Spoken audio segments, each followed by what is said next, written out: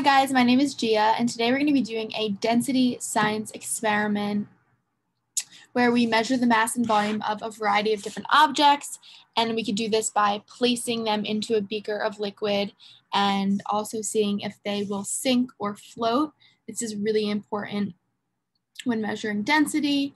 We can also begin to predict whether objects will float or sink in the water based on their mass and volume once we get a better understanding of how that affects it, and then compare the objects that float or sink in a variety of different liquids like gasoline, oil, seawater, and corn syrup, because all of those different liquids have different densities.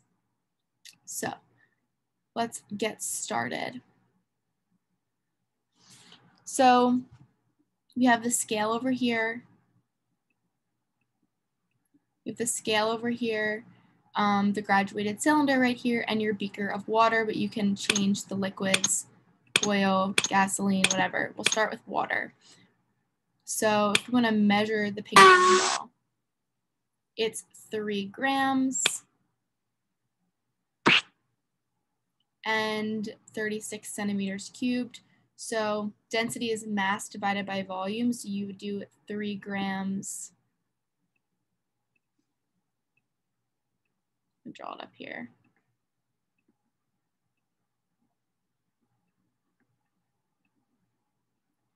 Density is mass divided by volume. Okay, so now let's see if it's here. The object is floating because the density of the ping pong ball is less than the density of water. So if we measured this to be 3 grams and the volume was 36 centimeters cubed, it would be 3 divided by 36, which is roughly 0.08 grams per centimeter cubed, which is your density, which is less than the density of water, which is equal to 1. So it would float. If we have a chess piece, it's 40 grams and 80 centimeters cubed. So that is 0.5 grams per centimeter cubed, which is still less than water. So we would expect it to float, which is what happens. If we have a gold nugget, this is 579 grams and its volume is 30. So if you do 579 divided by 30, the density is 19.3. That is much greater than the density of water, so we can expect it to sink, and it sinks very quickly. What if we have oil? It still sinks. Gasoline still sinks. Corn syrup, probably our thickest one, still sinks because the 19 grams per centimeter cubed is the largest density. Here we have the crown. This is 1,930 grams and 100 centimeters,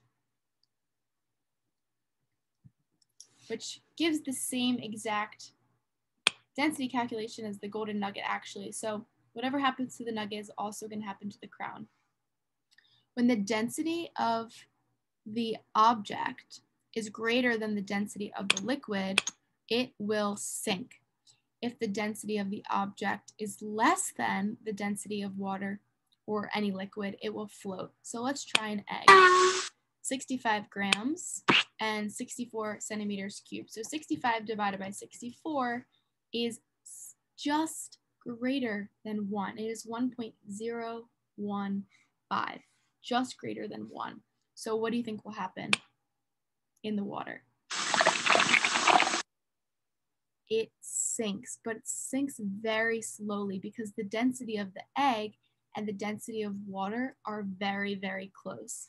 As compared to the golden nugget or the crown, it sunk immediately because the density of those objects was so much greater than the water.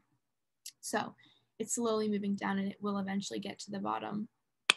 Let's see what it does in corn syrup.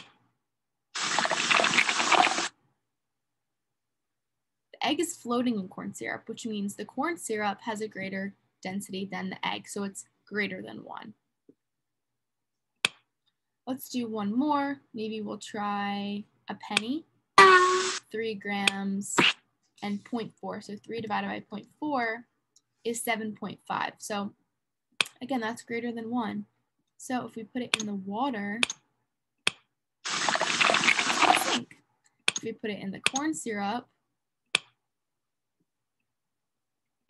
it's going to sink. So now we can make some assumptions moving forward. If you guys want to play around with this a little bit more, this website is free and you can try it on your own. So I hope you guys learned a little bit more about density from this video. Remember that density is found by dividing mass divided by volume. It's a very simple calculation, and I'm sure you guys will have some experience doing this when you guys have some in-person science classes. So I hope you learned something new, and thanks for watching.